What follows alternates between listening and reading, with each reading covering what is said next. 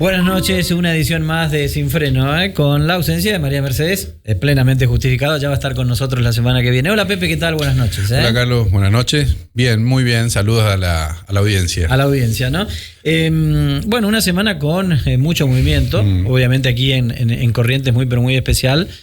Vamos a estar avanzando ya sobre el calendario electoral que tenemos, que finalmente se conoce, pero también lo nacional, ¿no? Que tiene sus implicancias. Estas cuestiones de la polémica y del permanente enfrentamiento que tenemos entre los argentinos, ¿no? No pasa un día sin que aparezca un nuevo enfrentamiento en el escenario político. Porque siempre encontramos algo con qué pelearnos, digamos, ¿no? Y ahora sumamos acá a uno de los principales actores que tiene la Argentina, que es nada menos y nada más que Ricardo Darín, que otra vez lo subieron al ring, ¿no? Exactamente. De una manera que uno no termina de entender cuál es la mecánica de todo lo que está pasando. Exactamente. Bueno, y encima en un momento altísimo de Darín, ¿no? O sea, también eligieron mal el momento, digamos, ¿no? Porque, genera una cantidad de adhesiones también, un poco porque lo que hace Darín no es más ni menos que mirar lo que está pasando, pero otra cosa es que está en el marco de una exposición muy alta por el Eternauta, digamos, con todo lo que eso implica además, claro, ¿no?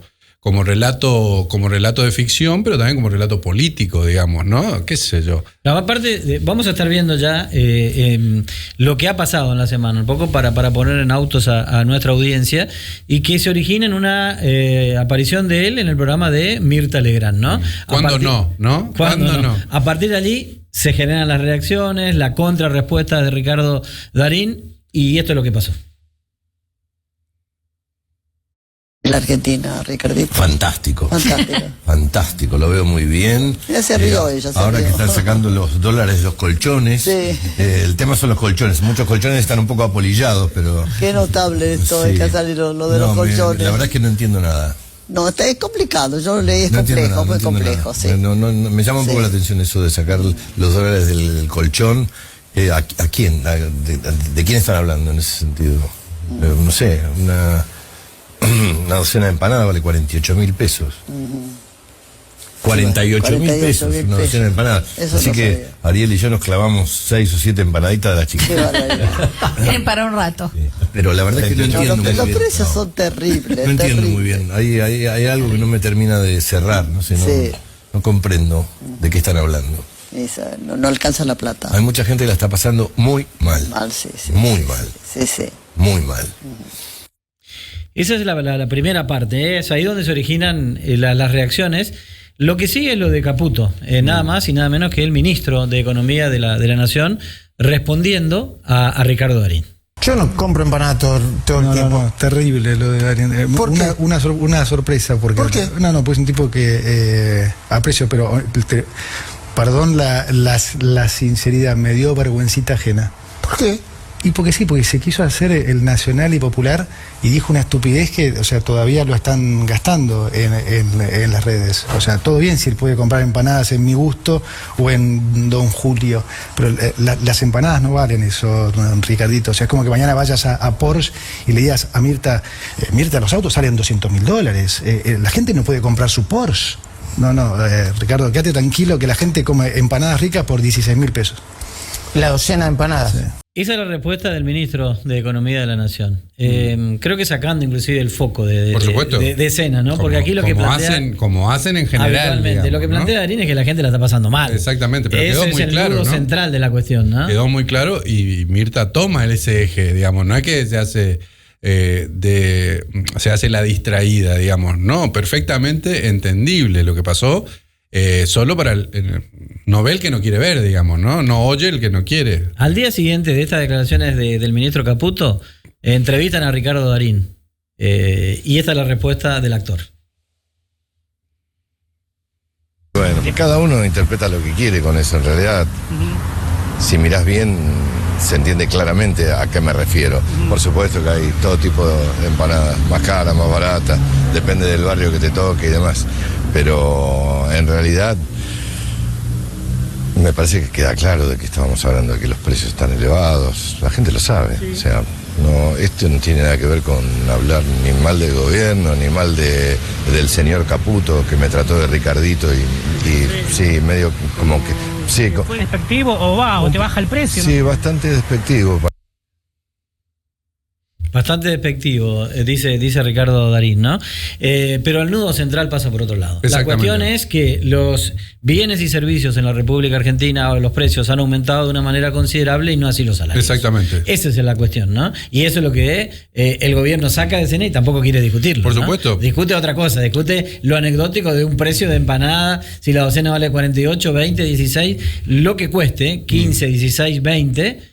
es un precio que para muchas familias es casi prohibitivo. A mí lo que me llama la atención cómo reaccionan ahora en el universo de las redes sociales, donde no hay responsabilidad de nada y además donde se esconden muchos, es que están escupiendo para arriba. Porque hay mucha gente que yo conozco incluso, no es que estoy hablando por dice que de gente que no tiene nombre en otros lugares, digamos. No, hay gente que yo conozco acá mismo y que están escupiendo para arriba, digamos, ¿no? Porque se prenden en la discusión, la pavotería esa de cuánto vale una docena de empanadas, que tampoco niega, digamos, que Caputo sabe perfectamente dónde sale 48.000 pesos, que deja en evidencia, digamos, dónde sale 48.000 pesos, pero saca de foco eso y al gobierno evidentemente le molesta mucho cuando...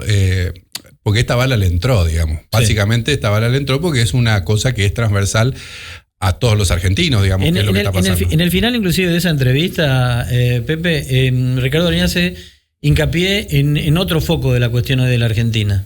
La falta de respeto. La falta de respeto, pero después dice, en una parte que no estaba ahí, pero él dice, ojo con esto, porque cuando no opinamos como el gobierno quiere, las reacciones son absolutamente desmedidas y después te mandan a operar a todo el sistema de trolls y de redes que tiene el gobierno y que lo maneja muy bien, ¿no? Entonces, ¿qué es lo que dice? Ojo, lo que quieren es producir que vos te calles, que no opines, porque la reacción a esa opinión tuya es furibunda. Exactamente. Y es descalificadora y te suben al centro del ring y te pegan de todos lados. Bueno, ¿no? eso que sería... ¿A dónde quiere llegar con eso? Es que, ojo, porque nos están queriendo llevar a una sociedad, claro, en la que no se pueda opinar si pensás diferente al gobierno. Mira, dos cosas al respecto, porque esto que está pasando en las redes sociales tal vez es el mal menor, gravísimo, ¿no? Pero el mal menor en relación, por ejemplo, con lo que pasó esta misma semana con Hugo Alconada Montt, que, revela de qué se trata el plan, el plan de seguridad de la CIDE,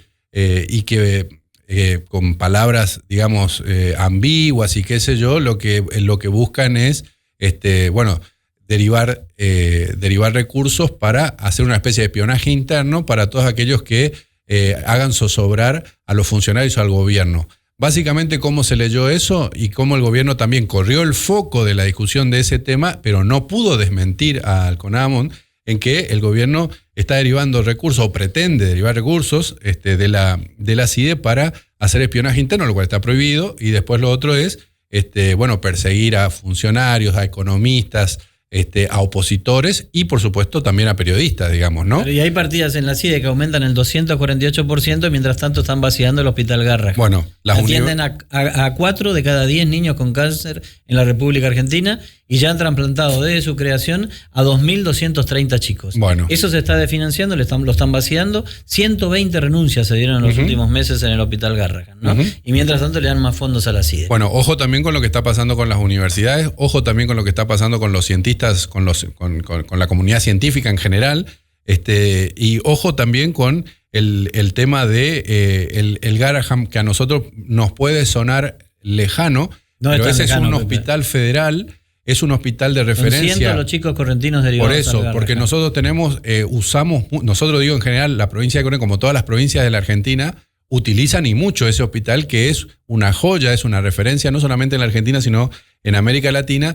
Yo escuchaba hoy, incluso te escuchaba más temprano esta mañana, decir una cosa que me parece que es central, que pasa en ese hospital y que pasa en otros hospitales, que es que en los últimos 9 meses renunció la misma cantidad de gente que renunció en los últimos 9 años, y se va gente, por supuesto, con trayectoria. ¿Y qué es lo que se resiente ahí?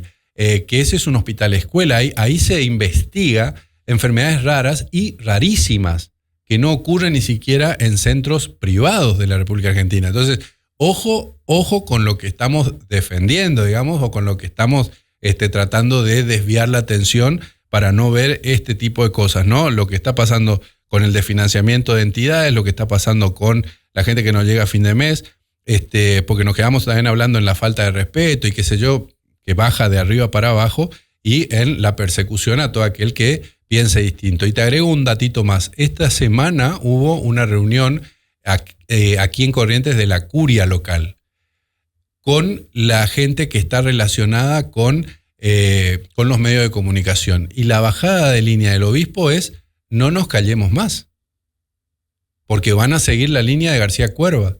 No nos callemos más, porque lo que están queriendo es callarnos. Y la iglesia, si algo tiene, es un oído en la gente. Y evidentemente está escuchando lo que está pasando, ¿no? El fallecimiento, pasando a otro tema, es el fallecimiento del Negro Goitia, uno de los temas también en la vida social aquí en la provincia de Corrientes. El Negro Goitia fue el creador de casinos del litoral y desde ese lugar formó un emporio económico empresarial, ¿no? Negocios que tienen que ver con la hotelería, con la gastronomía, con la construcción, con lo agropecuario. El creador del shopping Centenario en Corrientes y del Sarmiento Shopping en la ciudad de Resistencia, del centro de convenciones, un emprendedor, ¿no? Bueno, también en otros países, dio, ¿no? En otros países, pero un empresario correntino que dio mucho trabajo aquí en la provincia de Corrientes, ¿no? Bueno, fue el fallecimiento a los 71 años de edad.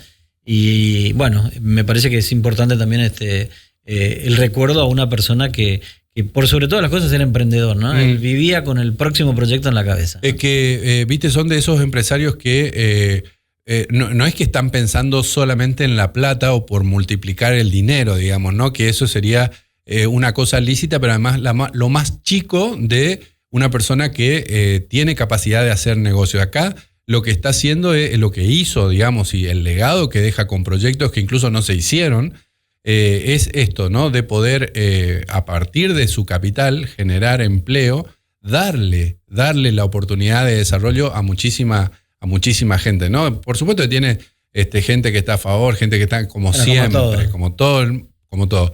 Pero acá hay mucho trabajo que se debe a empresarios como Goitia, ¿no? Y hablar obviamente del calendario electoral. Ya están las fechas, la Junta Electoral de la provincia de Corrientes ya ha marcado también en base al decreto 156 del gobernador que convoca elecciones legislativas. Todavía no ha firmado el decreto que convoca las elecciones de gobernador y vice. Ahí estamos viendo nosotros en pantalla cuál es el calendario electoral. Hay dos fechas que son las más importantes, me parece, Pepe. Una es la del 30 de junio, que es la fecha de la presentación de las alianzas, y otra la del 12 de julio, que es la de presentación de candidatos. ¿Por qué la del 30 de junio? Porque muchas veces es cuando armás los equipos para participar en una determinada competencia deportiva. El 30 de junio, cuando vos vas con las alianzas, ahí sabés qué partidos políticos están o no, y más o menos como que ya vas viendo cuál va a ser el desempeño electoral. Sobre todo por el perfil político electoral que tiene esta provincia desde 2001 en adelante. Claro, donde cada partido presenta su boleta y más, y vos te encontrás con 60 boletas en el cuarto. Y ojo ahí en esas casi 2 semanas que hay entre el 30 y el 12, porque el 12 de julio, cuando se presentan candidatos, ahí tienen opción los partidos que van solos. Es decir, que la oferta electoral real y concreta, la que va a competir, si es que días después consigue el aval judicial, es la que se va a presentar el 12 de julio. Es la de los candidatos. Es la de los candidatos. Porque con muchos candidatos y con muchas alianzas que todavía no han definido cuáles van a ser los candidatos. Ni partidos, ¿no? Digo, fíjate el oficialismo, hoy vamos Corrientes, todavía no ha definido el candidato, no lo ha definido todavía, ni siquiera ha definido qué es lo que va a hacer la Libertad Avanza, y en eso hay imágenes, hay videos y demás, donde ya lo vemos a Lisandro Almirón con Perucho Casani en la legislatura provincial, que estuvieron hace algunos minutos nada más ahí. Y bueno, y el video los muestra a los dos saliendo de la legislatura, que pareciera ser que es una consecuencia de lo que el Grupo Alondra, ¿no? Donde van a impulsar la candidatura. ¿La de Lisandro Almirón? Bueno, a mí me dijeron... ¿Vos ves al Grupo Alondra hoy defendiendo la candidatura? Yo veo que cada vez son menos, digamos, ¿no? Que hacen reuniones separadas al menos, ¿no? Sí. A mí me dijeron, esto ocurrió en la siesta de hoy, de este jueves, ¿no? A mí me dijeron que entre esta noche, en la noche de este mismo jueves y mañana, podría haber una reunión ampliada nuevamente de el grupo La Alondra. Me dijeron también que hay algunos referentes del grupo La Alondra que no quieren saber nada con la imposición y que incluso están gestionando con algunas agencias hacer encuestas para para ir a negociar. Cada uno quiere tener su propia encuesta y parece que lo están llevando. Cuando hablaba de imposición es lo que en su momento planteó Laura Marcorell, la esposa de Almirón, de que Ni el candidato ni el nombre desde la Libertad Avanza no se discute. Exactamente. O sea, el Grupo Alondra tiene que llamarse Libertad Avanza y el candidato tiene que ser de la Libertad Avanza. Exactamente. Bueno, eso es resistido dentro del Grupo Alondra, incluso dentro de la oposición, mucha gente que está llamando a, cuidemos a los candidatos de la oposición, porque la idea es ganarle en buena ley al gobierno. Lo que dicen, sí, piden esa clemencia para todos, menos para Almirón, digamos. Entonces, evidentemente hay algo que no le cierra, no a los periodistas, no, porque la gente es la que en definitiva, pero evidentemente en los armados cuesta la relación con Almirón, ¿no? Salvo la de Perucho Casani, que parece que está cómodo, porque también me dijeron que Pedro Casani ya está decidido a acatar lo que decida la Libertad Avanza. Sí, en el círculo íntimo de Perucho Casani ya se dice que él no va a ser el candidato, ¿no? Que él ya reconoce que no le da, que no va a ser este candidato. Pero pareciera ser como que él mismo va a estar impulsando la candidatura de Lisandro Almirón. En el medio hay que ver qué hace Camagüey Pínola, qué hace Emiliano Fernández, qué hace José Romero Brisco, y ya comienza el reloj de arena, ¿no? Porque ¿cuánto tiempo nos queda? Y las fechas están listas. Y en base a eso hablar un poco de lo que se viene también ahora, que ya está instalado, que tiene que ver, Pepe, con las campañas negativas, ¿no? Uh-huh. Hoy claramente Corrientes, estamos a 3 meses de las elecciones, y hay ya algunos candidatos que están lanzados y que están en la calle y demás, y que han hecho de la campaña negativa como si no hubiese otra cosa, ¿no? No presentan una sola propuesta, todo es pálida, todo es palo. No sé si hoy la sociedad... Las campañas negativas generalmente no sirven, ¿no? No han dado resultados positivos. Uh-huh. Pero bueno, hay algunos consultores que insisten con esto, ¿no? A mí me llama mucho la atención. Evidentemente, porque incluso tensionando las propias personalidades de algunos candidatos, ¿no? Sí. Es el caso puntual de Tincho Escuba, ¿no? Pero no solo, en una campaña absolutamente negativa. Pero no solo, ¿eh? Mirá que yo he hablado con varios de los pretendidos candidatos esta semana y que se envalentonan por la impersonalidad de las redes sociales y creen que ese es todo el territorio, ¿no? Lesionando muchas cuestiones de carácter personal que después van a tener que reconstruir en algún momento. Y después me parece que hay algunos que se fueron de mambo y ahora están cosechando lo que sembraron, ¿no? Y después los que tienen cara, porque mucha de la campaña sucia y negativa que está pasando se hace a través de gente que no pone la cara, cobardes, digamos, ¿no? Sí. Pero a mí lo que me llama la atención de la campaña negativa y de la campaña sucia, Carlos, es una cosa que estoy viendo, incluso vi el acto del 25 de mayo el otro día de Cristina Kirchner, ¿no? Que se habla alegremente de cosas que después es como medio difícil de explicar, digamos, ¿no? Porque Cristina decía en el acto que hay que replantear la negativa de los sectores opositores a la propuesta del gobierno de blanquear plata, digamos, de sacar los dólares del colchón y qué sé yo, porque 50 millones es poca cosa para los narcos, ¿no? Porque es una discusión de dónde viene ese dinero. Pero es 50 millones de pesos es poco, pero bueno, me contaron, ¿no? Porque queda expuesta ahí la situación de, bueno, pero si vos sabés eso, ¿por qué no accionaste o por qué no accionás? Si vos sabés cuánta plata maneja el narco, cómo lo maneja, que no va a entrar esa plata en el colchón. Pero acá también, digamos, acá veo que se revolea siempre gente que no pone la cara. Uh-huh. Gente que no pone la cara, revolea el mote de narcos y muchas veces uno intuye por otras características que nosotros sabemos y vemos de las campañas, que esas cosas que se revolean así, muchas veces vienen de usinas que son cercanas a quienes en algún otro momento han pecheado incluso operativos de verdad contra narcos aquí en la provincia de Corrientes. Entonces, a mí me parece que tenemos que ser un poco más responsables. Yo pondría un ojo en ese asunto de los calificativos, sobre todo si no hay pruebas para sostenerlo, porque si no, pasa como lo del pastorcito mentiroso, digamos, ¿no? Cuando sea verdad nadie te va a creer, digamos, ¿no? Si es que vos tiraste, revoleaste caca, digamos. Y ojo también porque si hay pruebas, no es por las redes sociales primero por donde hay que salir. Anda a la justicia, planteá y después vení con tu denuncia y hacé lo que quieras en redes sociales, porque si no, lo único que estamos haciendo es ensuciando gente sin ninguna denuncia, entrando en el mismo juego que condenamos. Claro. Además, y con esto cierro, porque ya tenemos que ir a la primera de las notas que tenemos para esta noche. Pasa un poco si este mensaje de tanta negatividad, de tanta cosa sucia tirada, hoy al ciudadano común, la verdad, le importa muy poco, porque hoy lo que le preocupa al ciudadano es poder llegar tranquilo a fin de mes, y es algo que en muchas familias, la mayoría, no está ocurriendo. Nos presentamos y ya comenzamos el programa de hoy.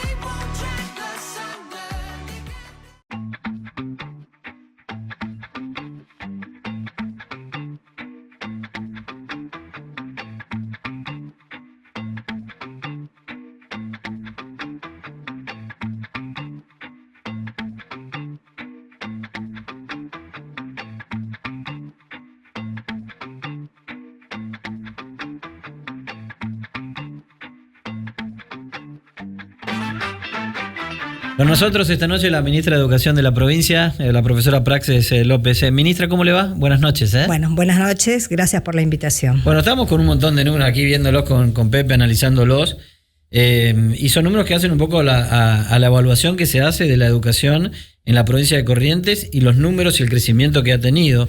Estaba viendo uno de los números, ministra, más de 100.000 estudiantes ya con computadoras en la provincia. Es un número alto. Es altísimo. Y sin duda pensamos que va a ser una gran mejora hacia adelante también, no especialmente ahora que ya se viene manifestando. Esas computadoras que sabemos, como dice el gobernador, va a mejorar. Y por eso me pidió otro estudio con EducaPlay, ¿qué uso tienen?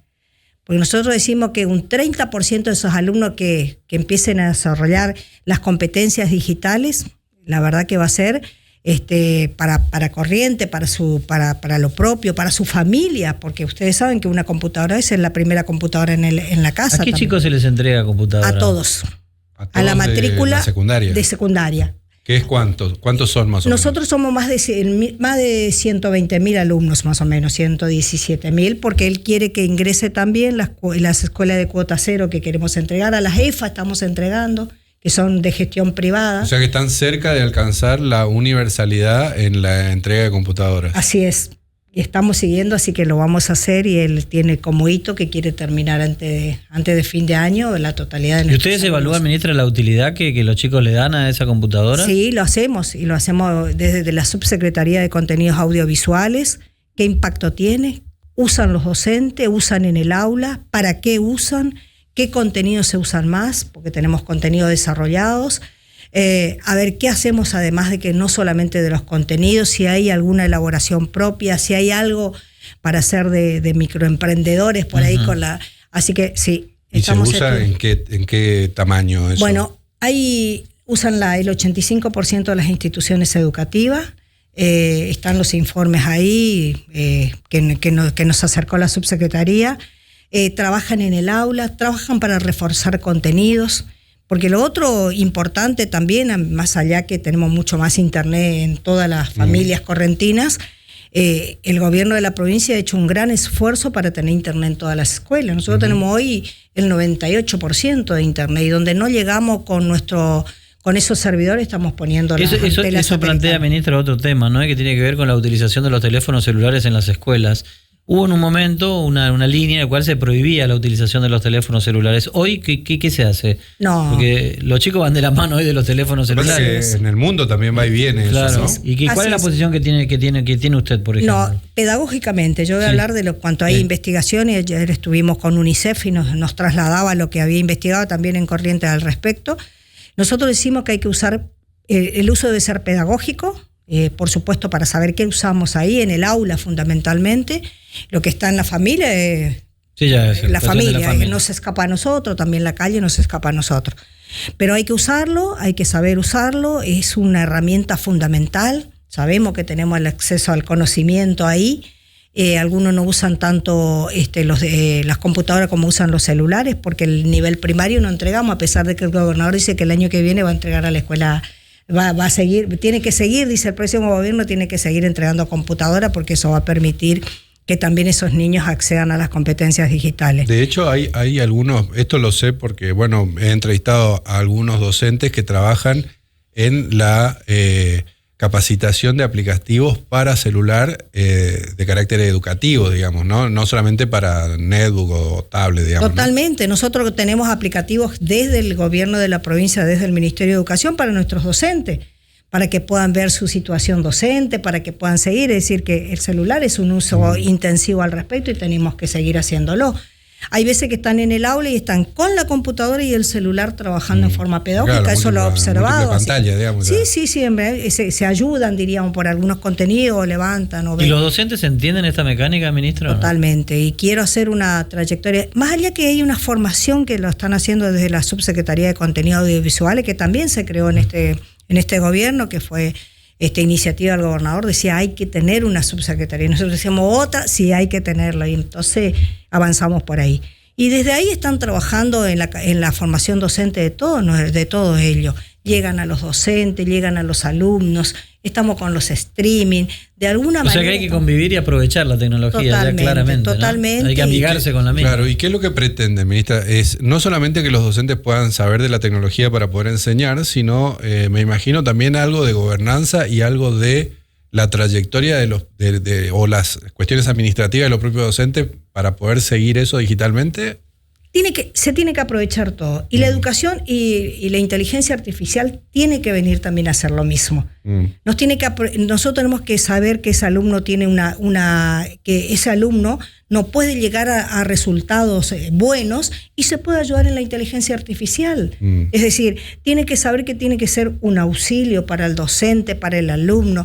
Hoy sabemos eso, estamos manejando esas situaciones y hay estudios y hay inteligencia artificial, no ya GPT, sino otros que pueden ayudar al docente. Sí. Ahora, ministra, la educación es un tema sensible para cualquier gobierno y particularmente para ¿Cómo está la educación hoy? Más allá de la computadora, de la tecnología, en términos de los parámetros que miden estas cuestiones, ¿no? Podríamos poner las trayectorias, la permanencia, la terminalidad, la sobreedad o la edad a término. ¿Cómo está la educación hoy? Bueno, yo voy a decir de que nosotros hemos hecho mucho en Corrientes. Cuando a mí me invita el gobernador a formar parte de este gobierno, cuando fui directora de nivel secundario, la mitad de los alumnos no terminaban la escuela secundaria. ¿Eso es hace cuánto? ¿Hace 8 años? 7 años que yo... O sea, uno de cada 2 chicos no terminaban la escuela secundaria. Tuvimos pandemia de por medio, habían abandonado las escuelas y comenzamos con programas de trayectorias escolares. Después volver a la escuela. Tuvimos infinidad de programas que permitió que realmente el alumno vuelva. Hoy el 85%, 83%, pero el 85% del alumno termina la escuela secundaria y busca la forma de terminar aquel que dejó. Porque por eso tenemos el bachillerato digital, que pueden hacerlo por internet, y empujada digital. que terminan. Tenemos alumnos que están en Brasil, que están en el sur y están terminando la escuela secundaria. A ver, entonces, en la secundaria del 50% subió al 87% la terminalidad educativa. La terminalidad educativa. El alumno termina la escuela secundaria en tiempo y forma, diríamos. Ok, y ese promedio, en relación, por ejemplo, a las provincias del NEA o incluso al promedio nacional, ¿cómo es? Superior. Estamos entre los mejores promedios de terminalidad de la escuela secundaria. Pero hemos hecho un gran trabajo, venimos haciéndolo, porque si ustedes recuerdan lo que decía el gobernador es que termine la escuela secundaria, que termine la escuela secundaria. Inclusive teníamos trayectorias debilitadas, porque vuelve el alumno, pero ¿qué hace adentro del alumno? Y empezamos a trabajar también eso. Hoy tiene alternativa, estamos articulando que la con escuela no sea un contenedor, ¿no? Totalmente, es decir, que venga porque necesita el certificado, tiene que certificar. Incluso para ir a comer. Hoy ¿no? hoy se siente contenido, el alumno está contenido, está trabajando con el docente. Yo creo que hoy el docente tiene una pertenencia diferente en la escuela también, de sabe qué tiene que hacer con ese alumno en la escuela primaria, como insistimos siempre, desde el nivel inicial. ¿Qué tiene que aprender en el nivel inicial? ¿Qué tiene que aprender en primer grado, en segundo, en sexto grado, en la escuela secundaria? Es decir, hemos trabajado intensamente, estamos trabajando junto a la universidad, otras fundaciones, actores de tal manera, porque lo que hicimos es una gran alianza, porque solo no podemos, siempre dijimos, si no está involucrada la sociedad no se puede hacer. ¿Y la primaria cómo es? Bueno, la primaria nosotros empezamos con un programa desde el nivel inicial, que todavía no se da a nivel nacional, que es alfabetización inicial, pero nosotros empezamos desde ahí. Nosotros decimos que eso no es un nivel propedéutico. El alumno ya tiene que comenzar con la conciencia fonológica, de empezar a saber las palabras, y las medimos. Bueno, ahí hay una cuestión que hay que reconocer, porque ese trabajo que ustedes están haciendo de los métodos de aprendizaje, digamos, están validados, ¿no? Nacional e internacionalmente, y gente de afuera ha dicho eso, ¿no? Porque también es un trabajo cambiar los métodos, ¿no? Fue un desafío. Yo digo, cuando yo tuve... También se generan resistencias sí, adentro. Yo tuve ¿no? pequeñas situaciones, diríamos, que fueron casi quiebre. Uno fue la hora más. Cuando yo me vine desde el sur y había aceptado incorporar una hora más, el gobernador, me acuerdo, a las 8 de la mañana antes de la calle me dijo que lo visite. Y bueno, yo lo convencí, le dije que era importante tener una hora más en las escuelas. Eso generó rechazo al comienzo. ¿Se acuerdan? Sí, muchísimo. Igual que la clase los días sábados, eso genera... Todos siempre generan. Educación siempre se ríe, pues somos muchos. Sí. Eso está bueno y pensamos distinto. No, hay familia que no puede hacer Y pensamos distinto, eso está bien. Yo que soy docente de muchísimos años lo sé. Ahora, ministra, ¿qué evaluación hacen de la clase los días sábados? ¿Qué repercusión han tenido en eso? Siempre son importantes. Siempre un día más es importante en las escuelas, una hora más, pero eso determinó cada escuela, están con talleres, están trabajando, están terminando. Es decir, crearon la posibilidad de escucharlo distinto, porque probablemente durante las clases de lunes a viernes uno los escucha, el otro lo puede ver. Nosotros estuvimos acompañando con los equipos, con ese colectivo de lectura, promoviendo lectura, un libro, es decir, esa situación. ¿Hubo acompañamiento por parte de los tutores? Sí, de los padres, sí, la verdad que sí, porque si no, no iría nadie. Y nosotros yo veo las escuelas a veces a través de la reja y realmente me entusiasman porque ahí hay compromiso de los docentes. ¿Y el impacto? Y el impacto siempre es bueno, medir eso sin duda. Lo que hoy nosotros tenemos de mejora en alfabetización es por los docentes y por los directivos. Y la familia hoy ya se involucra también. Nosotros sabemos que en primer grado tiene que leer y en tercero tiene que leer con fluidez. Yo llego a las aulas, me presento y digo, yo no vengo a mirar nada, yo vengo a mirar el aula. El aula con el libro, ese libro que entregamos. A la totalidad de la matrícula de primero y segundo grado estamos entregando el libro. Es decir, va a tener un libro por primera vez. ¿Y qué números tienen de evaluación, ministra, eso que usted dice, de que los niños de tercer grado tienen que leer con fluidez? Y estamos midiendo con nuestro COPE. También no había... ¿Qué es el COPE? El COPE es nuestra evaluación de corrientes, de corriente, que hicimos un Eso sistema... va evaluando el nivel de aprendizaje de los chicos. Permanentemente. Claro, para saber dónde están parados. Primero grado, tercer grado, sexto grado, la escuela secundaria, el último nivel de la escuela técnica. Vivimos evaluando. Porque son datos diagnósticos. Son datos, sí. Eso no había nunca en Corrientes también. Sí, eso también es verdad. Eso es una cuestión que, permítame que se lo diga, porque criticamos mucho y ahora viene el palazo en todo caso, ¿no? Pero es que el Ministerio de Educación, a partir de yo creo que de entrada ya su gestión, usted dijo una cosa que pasó como de largo, pero que tiene que ver con esta cantidad de cosas, que es que trabaja sobre evidencia, ¿no? Sí. Ojalá todos los ministerios del gobierno también trabajen sobre evidencia, porque eso es lo que te permite tomar decisiones correctas, digamos, y no porque a mí me parece que tal cosa, ¿no? Y con respecto a eso, ustedes midieron, a nosotros los números no nos daban bien después de la pandemia, ¿no? Re mal. ¿Eso se pudo recuperar algo? Sí, totalmente, se mejoraron. Y ahí, después la pandemia fue un retroceso. Claro, sí, totalmente. Ya veníamos mal y veníamos, viste, como incorporando como algo que sucedía por los aprendizajes. Pero ahí también, cuando yo asumo como ministra, digo, a partir de mañana se cambia el método de lectura y escritura. También fue muy fuerte. Fue fuerte, claro. Eso fue fuerte. Dentro del mismo gabinete había personas que se me oponía, yo le decía. Cuente cómo era antes y cómo es. Y claro, nosotros tenemos la conciencia fonológica, es decir, volvimos a la letra cursiva, que no se estudiaba. Se miden, hoy miden los mismos docentes, miden el avance de cada uno de sus alumnos, ese docente que hoy cambió totalmente, cuando antes era lo que traía de la casa. Es decir, hoy realmente lo que hemos hecho en cuanto a alfabetización, hemos avanzado y todos están en el mismo método. Este método lo había puesto algunas jurisdicciones por ley. Y en cambio nosotros no necesitamos imponer. Nosotros dijimos de que realmente estaba comprobado. Tuvimos un congreso de más de 10.000 docentes que asistieron y vieron que realmente había experiencia en cada aula interesantísima. Y sintieron de que realmente era el método que tenían que abrazarlo. Y lo hacen. ¿Y cómo están con...? Y voy a contar una anécdota. Me voy a una escuela de Goya y me dice una maestra, yo tengo 20 años en primer grado. Usted no sabe, ministra, dice, que yo escondido enseñaba la conciencia fonológica y las letras cursivas. No lo podía hacer porque el constructivismo nos vino se enseñaba por el constructivismo. Y entonces me dice, y yo lo hacía, y veía resultado a veces en el último momento, pero no podía medir, no tenía evidencia, nada.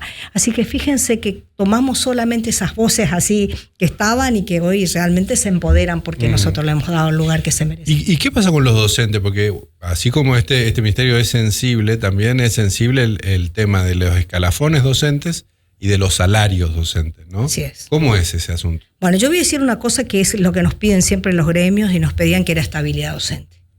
33 años sin concursar para supervisores del nivel primario. 15 años de los directivos. Hoy son directivos nuevos por concurso y supervisores por concurso. Hay un equipo valiosísimo. Estamos haciendo en secundaria. ¿No se hacían los concursos? No se hacían los concursos. ¿Y ahora cada cuánto se hace? No, ahora ya va a ser sistemáticamente, porque ellos mismos van a pedir. No se hacía porque había un papel que estaba mal, porque alguien ponía un obstáculo, porque se presentaban ante la justicia. Bueno, a alguien no le convenía que se hagan los concursos. Hoy están los nuevos supervisores por concurso y los directores. Y están felices, porque han estudiado. Le comentaban al gobernador, tuvimos que estudiar en enero, en febrero, y estudiaron. Pero hoy están formados. ¿Y los salarios? Y los salarios también, es decir, eso siempre, ustedes saben que eso lo maneja el gobernador y estamos atentos a ello. Sabemos, nosotros tenemos evidencia respecto a las situaciones de las otras jurisdicciones, lo hemos demostrado al respecto. Estamos en una situación que, por supuesto que siempre estamos atendiendo. Así que es un tema que no escapa y sabemos que hoy se hace necesario siempre atender y mirar. Ministra, tenemos que ir al corte, pero si usted tuviera que tomar una de las políticas, la que tuvo mayor impacto, ¿no? Que se pueda medir, digamos, ¿no? O que haya estado medido, que esté medido, de todas las políticas que usted desarrolló, ¿con qué se queda? ¿Cuál es la política educativa que tuvo mayor impacto en estos años de gestión suya? Y la entrega de computadoras. Porque hay alumnos de la escuela secundaria o de la familia que no puede comprar una computadora. Y eso generó en el alumno otra situación, sabiendo que tiene un objetivo que estamos mirando, que la educación pública nos interesa, que hay una mirada desde el gobierno de la provincia para ello. Me parece que eso es un gran hito. Pero y no las oportunidades también, ¿no? Inclusión. Pero igualar, inclusión, sí, totalmente, acortar la brecha, etcétera. Ministra, muchísimas gracias. No, a ustedes. La ministra de Educación de la provincia, esta noche aquí en Sin Freno.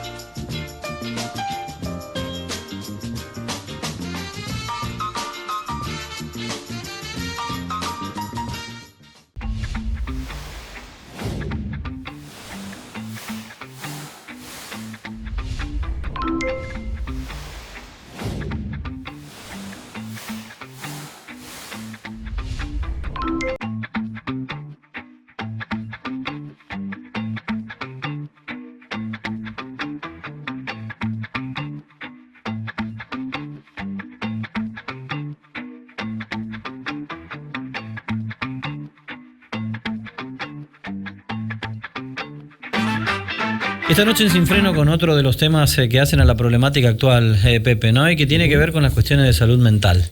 El problema de salud mental, que hoy se ha transformado en una problemática cada vez mayor, ¿no? Y vamos a saludar al doctor Enrique da Rosa, a quien le agradecemos obviamente la deferencia que está teniendo para con nosotros. Es médico neurólogo, es médico psiquiatra, y para hablar justamente de estas cuestiones. Doctor, ¿cómo le va? Buenas noches, ¿cómo está usted? ¿Cómo le va? Un saludo para todos. Muy bien, doctor. Bueno, la cuestión de la salud mental hoy tan en boga, y además en un proceso en el cual pareciera ser como que esta problemática, doctor, como que está en crecimiento, ¿no? Y queremos saber cuál es su pensamiento y sobre todo desde qué lugar podemos encarar la cuestión hoy por hoy, ¿no? Bueno, sí, por de pronto ya lo que hace algún par de décadas se avisoraba como que las enfermedades mentales iban a estar en los primeros lugares, hoy directamente ocupan los primeros lugares en cuanto a la incidencia de la patología.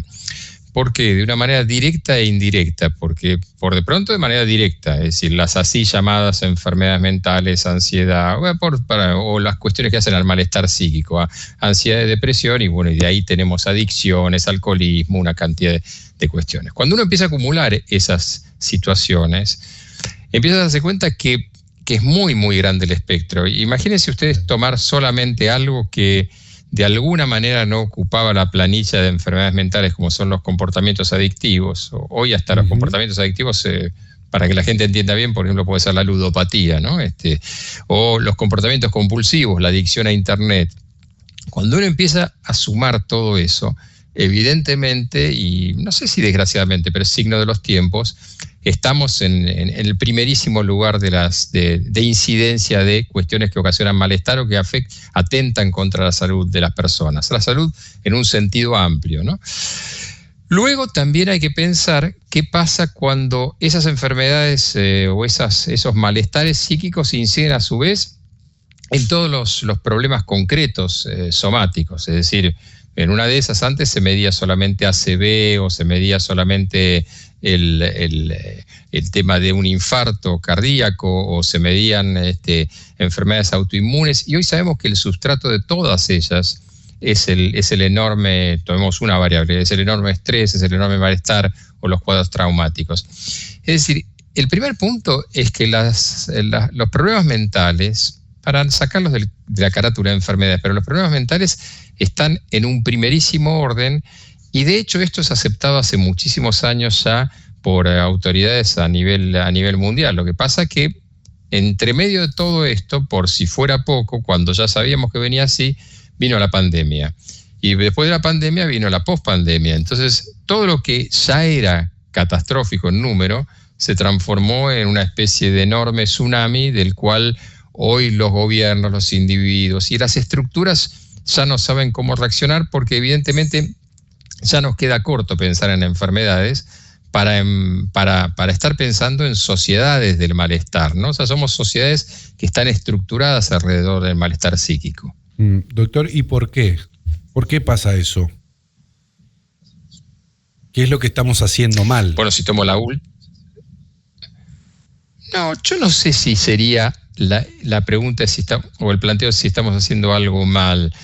En principio hay algo que tiene que ver con en unas estamos haciendo cosas bien, en unas estamos avanzando por el digo del bien y el mal. La realidad es que estamos avanzando en ciertas áreas en las cuales quizás lo que se comprueba es que nuestro sistema cognitivo, emocional, comportamental no logra ajustarse al modelo de vida que las sociedades actuales han planteado. No sé, tomo cualquiera si quisieran, es decir, las crisis económicas o los grandes centros urbanos. Cada vez la población del mundo se está trasladando cada vez más a centros urbanos. Eso sabíamos ya desde hacía muchas décadas, que incidía en el incremento de enfermedades o de malestar psíquico. Entonces, yo no sé si el tema es que estamos haciendo mal, sino lo que sea que estemos haciendo da por resultado esto, ¿no?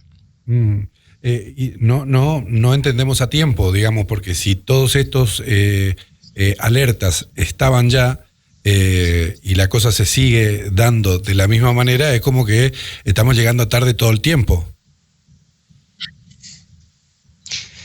Sí, a ver, tomo una sola variable, porque ese es parte del tema. Ojalá uno dijese, qué sé yo, tenemos tal variable y estamos incrementando tal variable, y esa variable de lo que estamos haciendo mal es la que ocasiona tal o cual problema. Es decir, y hasta voy a tomar un área.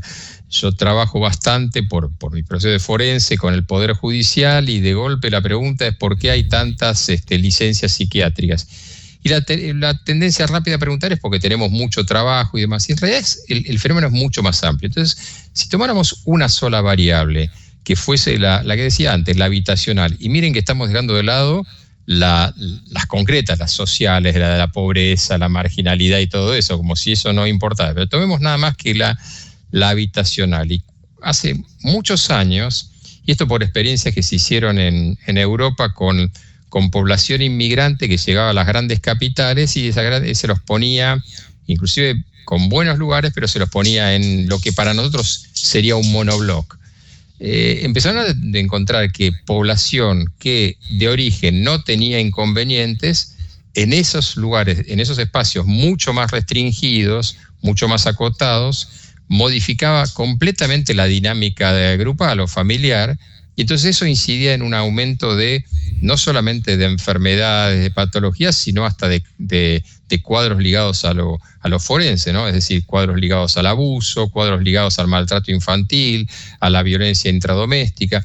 Entonces, fíjese que es solo una variable, y esa única variable ya nos da una cantidad de elementos. Así que, en realidad, el avance o el cambio que tenemos que hacer es replantearnos eso. Si tenemos este resultado, ¿qué está pasando con todas las variables, y por qué no construimos otro modelo? Ya que si empezáramos a tratar de reparar el modelo viejo, en una de esas sería interminable la tarea. Uh-huh. ¿Y cómo se hace, digamos? Porque en algún punto algo habrá que hacer, digamos, ¿no? En función de esto que usted dice, de la complejidad, de los cambios de comportamiento más social. Supongo que no es solamente de la Argentina, eso tenemos que pensar en unas cuestiones más globales, lo cual es todavía más complejo. Pero para construir una casa hay que empezarla en algún momento, ¿no? Y ¿cómo se haría? ¿Qué están pensando ustedes? ¿Qué están estudiando ustedes? ¿Por dónde se puede tirar ese hilo? Es que si yo tuviera la solución, ¿cómo se hace para modificar la humanidad? Ustedes estarían hablando con un ser divino, estarían hablando con un Dios. Entiendo que normalmente los periodistas preguntan, bueno, ¿y cómo se hace para tratar de llevarlo a...? Quizás uno puede plantear esto que les digo, es decir, el problema es multifactorial. Cada uno tiene que empezar a plantear qué es lo que se hace en su dominio. Por ejemplo, ustedes están en este momento dándole difusión al tema salud mental. Están haciendo algo. Yo difundo y aclaro y simplifico el tema, hago algo. Ahora, luego, como estamos hablando, miren, en este momento, al menos en Buenos Aires, supongo que en Corrientes también, se ha popularizado mucho un cómic que tiene 70 años, El Eternauta. Uh-huh. Y la base de eso es que las cosas no se hacen solos, sino que se hacen colectivamente. Bueno, ¿cómo se hace? Una de las cuestiones es dejar de pensar en soluciones únicas, empezar en soluciones que pueden venir de un solo lado, sino entender que tenemos que cambiar los paradigmas colectivos y los paradigmas sociales. Y eso no vendrá solamente de la política, sino que vendrá de un cambio de mentalidad a nivel social, ¿no? Que, ahora, si le dijese, por eso usted me pregunta cómo se hace, y habría que modificar la cultura, y por supuesto eso no es de la noche a la mañana, pero sí nos hemos dedicado como sociedad a destrozarla es decir, cuidadosamente nos hemos dedicado a construir esta sociedad que hoy el resultado es una sociedad del malestar.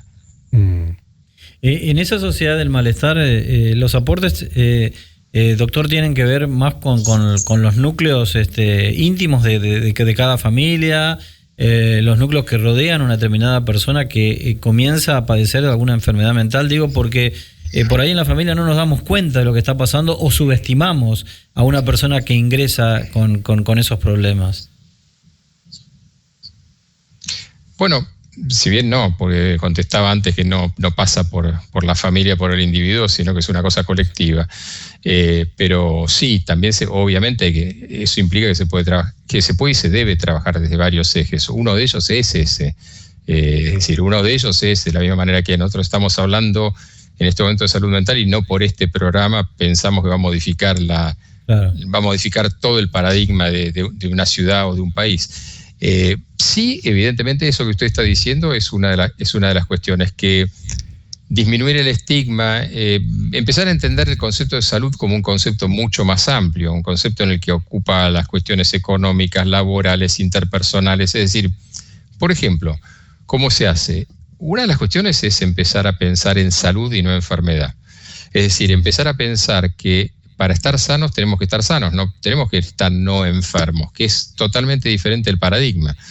Si yo me dedico conceptualmente a combatir la enfermedad, lo único que hago en algún punto es reafirmarla. Si yo me dedico a sostener la salud de la población, de los individuos, de mi familia, si quieren, o sea, todos los esquemas que vayan queriendo que se terminen aglutinando en el individuo, evidentemente la cuestión va a ser diferente. ¿Por qué en lo concreto? Una cuestión, para llevarlo al llano, una cuestión será que yo trate una depresión, supongamos, si una persona venga al consultorio, a donde sea, y le dé una pastilla y esto y el otro, y es el modelo antiguo.